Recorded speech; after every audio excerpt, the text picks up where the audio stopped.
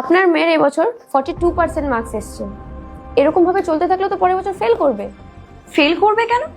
Ma'am, আপনি একটু আপনার মেয়ের দিকে লক্ষ্য রাখুন। আর তাছাড়া আপনি যে বুটিকের কাজ করছেন, একটু ওখান থেকে বেরিয়ে এসে আপনার মেয়ে কি করছে না করছে সেটার দিকেও একটু দেখুন। ম্যাম, লক্ষ্য রাখার কাজ তো আপনার, তাহলে আমি কেন রাখবো? আর সেই জন্য আমি আপনাকে ফিস দিই।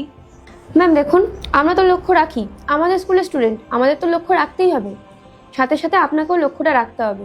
আর আপনি যদি লক্ষ্যটা রাখতেন তাহলে ওর আজকে 42% আসতো না। ম্যাম, যদি আপনি ঠিক মতন লক্ষ্য রাখতেন না, তাহলে ওর কোনো মতেই 42% মার্কস আসতোই না। আপনি কি বলতে চান? আমাদের স্কুলে আরো অনেক স্টুডেন্ট আছে যাদের মার্কস 90%-এর ওপরে এসছে। আমরা যদি ভালো না পড়াতাম, মার্কসটা আসলো কি করে? ওয়াও ম্যাডাম, বাচ্চা কম মার্কস পেলে বা বাচ্চা ফেল করলে প্যারেন্টসকে ব্লেম দিয়ে দিন, আর বাচ্চা যদি ভালো মার্কস পায় তাহলে স্কুলের নাম। ওয়াও গ্রেট, এর মধ্যে তো বাচ্চার কোনো অবদানই নেই। ম্যাম, বাচ্চা যদি ভালো মার্কস পায় তাহলে স্কুলের জন্য, আর যদি খারাপ মার্কস পায় সেটা তো স্কুলের জন্যই না। দেখুন ম্যাডাম, সব কিছু স্কুলের ওপর ডিপেন্ড করে না, কিছুটা হলেও তার প্যারেন্টসের উপর ডিপেন্ড করে। কি ডিপেন্ড করে? বাচ্চাকে সকালবেলা স্কুলে পাঠিয়ে দাও, 7 ঘন্টা স্কুলে কাটিয়ে বাড়ি ফিরুক, তারপরে আবার টিউশনে পাঠিয়ে দাও, টিউশন থেকে ফেরার পর আবার পড়তে বসো, পড়িয়ে পড়িয়ে বাচ্চাকে পড়ার মেশিন তৈরি করো, এটাই না? আর হ্যাঁ, আপনি কি বলছিলেন আমি আমার কাজটা যেন বন্ধ করে দিই, না লক্ষ্য রাখি, ওর প্রতি লক্ষ্য দিই? ম্যাম, আমি যে টাকাটা ইনকাম করি না সেই টাকা দিয়ে এই স্কুলের বছরে 2 লাখ টাকা ফিস ভরি। আচ্ছা চলুন, ঠিক আছে, আমি না আমার কাজটা বন্ধ করে দেবো, ওর প্রতি লক্ষ্য রাখবে। আপনি বলুন তো, আপনি ওকে ফ্রিতে পড়াবেন তো? কোন স্কুল আজকাল ফ্রিতে পড়ায়? তাহলে আপনি বলুন না ম্যাম, আমি তাহলে কি করে আমার কাজটা বন্ধ করে দেব?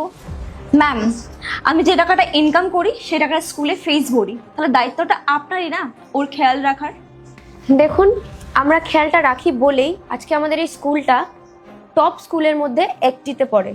যদি আপনার স্কুল টপ স্কুল হয় তাহলে আমার মেয়ে কেন টপ করলো না ম্যাম? ম্যাম, যে বাচ্চা টপ করে 99% মার্কস পায় তারা তো এমনি পাস হয়ে যাবে, কারণ তারা ইন্টেলিজেন্ট। বাট যারা অ্যাভারেজ, যারা উইক, তাদের জন্য আপনারা কি অ্যাফোর্ড রেখেছেন কোনো এক্সট্রা অ্যাফোর্ড? বলুন, কোনো এক্সট্রা অ্যাফোর্ডই নেই এই উইক এভারেজ বাচ্চাদের জন্য। আর ফিস নেওয়ার সময় আপনারা তো কোনো কিছু লক্ষ্যই করেন না।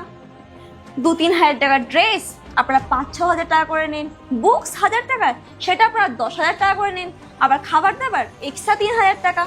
এই মাসে এই অ্যাক্টিভিটিস, ওই মাসে ওই অ্যাক্টিভিটিস, এখানে যেতে হবে, এটা কিনতে হবে। ম্যাম, আপনারা একবার জাস্ট ভেবে দেখুন, এটা কোনো স্কুল চলছে নাকি কোনো বিজনেস?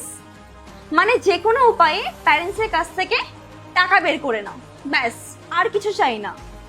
আর ম্যাম, বাচ্চা যদি কম মার্কস পায় না, এটা টিচারদেরই ভুল, কারণ আপনি ওর গুরুদেরকে ভাবা উচিত তার শিক্ষা তারা পিছিয়ে কিভাবে আছে, নাকি প্যারেন্টসদেরকে ডেকে তাদেরকে ব্লেম করা উচিত। আর আরেকটা কথা, নেক্সট টাইম থেকে যদি ওর মার্কস কম আসে না, আপনি আমাকে বলবেন না, আমি নিজে এসে আপনাকে জিজ্ঞেস করব ওর মার্কস কেন, কিসের জন্য কম এসেছে। আর আরেকটা কথা ম্যাম, নেক্সট টাইম থেকে না এত ফিসের কথা না ভেবে একটু বাচ্চাদের দিকে একটু লক্ষ্য দিন, তাহলে আমার মনে হয় বাচ্চাদেরও ভালো হবে আর প্যারেন্টসদেরও। চলো ম্যাম।